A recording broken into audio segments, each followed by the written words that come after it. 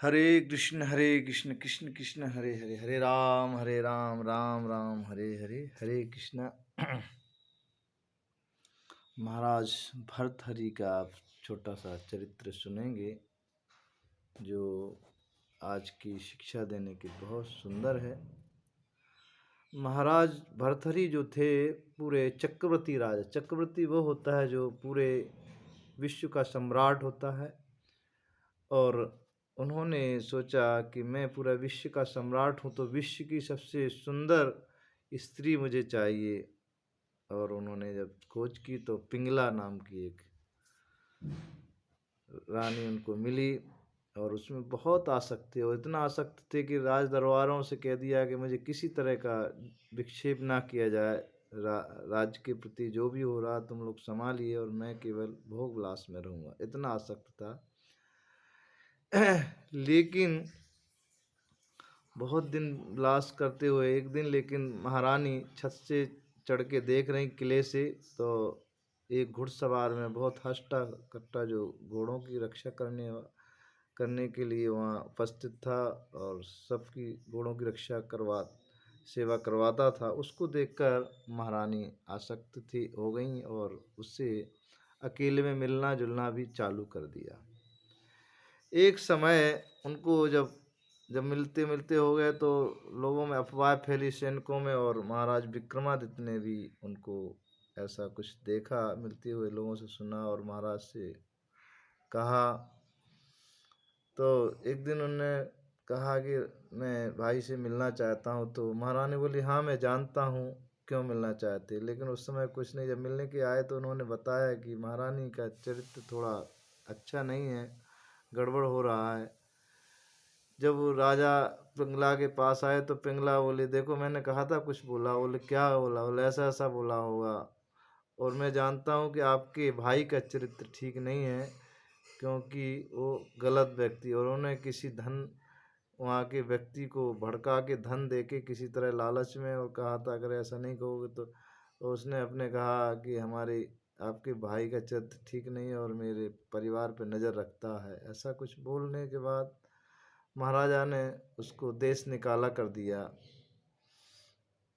इसके बाद कोई तपस्वी भजन कर रहा था तो वहाँ नारद जी पधारे और उन्होंने उनसे कहा कि मैं आपको फल देना चाहता हूँ, इससे आप अमर हो जाएंगे, अमर फल है। तो बोला कि मैं तो भूख से मर रहा हूँ, मैं इस फल का क्या करूँगा, मुझे तो धन चाहिए, मैं तो भूख से तड़फ रहा हूँ। और उन्होंने वो फल ले जाके ने सोचा मैं अमर होके क्या करूँगा, और महाराजा को दिया। महाराजा ने सोचा कि मैं इस धन को क्या करूँगा, मेरी आसक्ति तो पिंगला में है, अगर मैं वो फल उसको दे दूँ तो कितना सुंदर रहेगा, वो सुंदर रहेगा, जीवन भर में उसमें आसक्त रह के वो मेरी सेवा करेगी। लेकिन पिंगला को दिया तो पिंगला बोली ठीक है रख दीजिए, और नहा धोने के बाद उसको खाया जाएगा तो ठीक हो जाए, ठीक रहता है।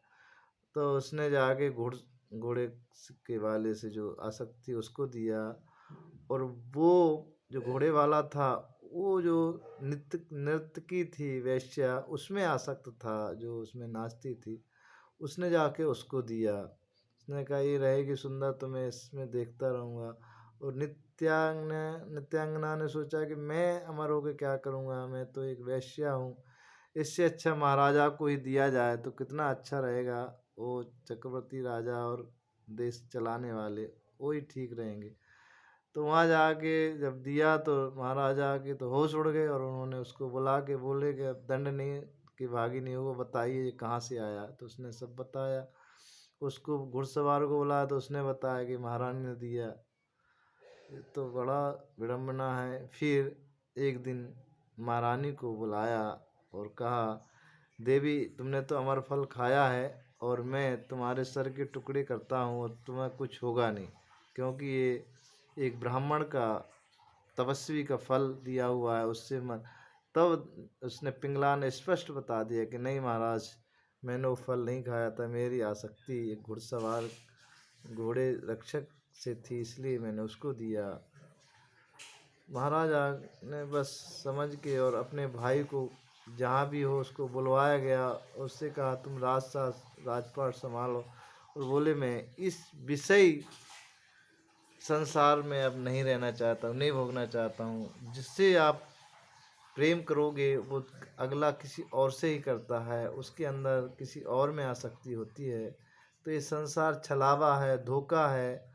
इससे अच्छा है कि हम क्यों ना भगवान की भक्ति में लगें। और उन्होंने भगवान से विनय की कि हे प्रभु, मुझे ऐसा जगह दें जहाँ हमें भिक्षा भी ना मिले और ना सम्मान, क्योंकि सम्मान ही, जो सम्मान देता है वही सबसे ज़्यादा अपमान करता है। जो सेवा करता है वही ज़्यादा, सबसे ज़्यादा दुख देता है। तो संसार में ये सब मिथ्या है, केवल भगवान का नाम सत्य है और भगवान की भक्ति ही सत्य है। तो उन्होंने इसी तरह से कहा और वो जंगल में जाके भगवान का भजन करने लगते हैं। तो इससे यही शिक्षा लेना है कि संसार में कोई कुछ नहीं, केवल मिथ्यावादी है। कोई किसी से प्यार नहीं, कुछ नहीं, केवल अपना स्वार्थ के कारण आदमी अंधा है, दूसरे को अपमानित करने के लिए ये सब करता है। तो इसलिए भगवान का छोड़ के किसी संसार से प्यार व्यार करना धोखा है, असत्य है। केवल ठाकुर जी से भजन करो, भक्ति करो, वही सत्य है। हरे कृष्ण।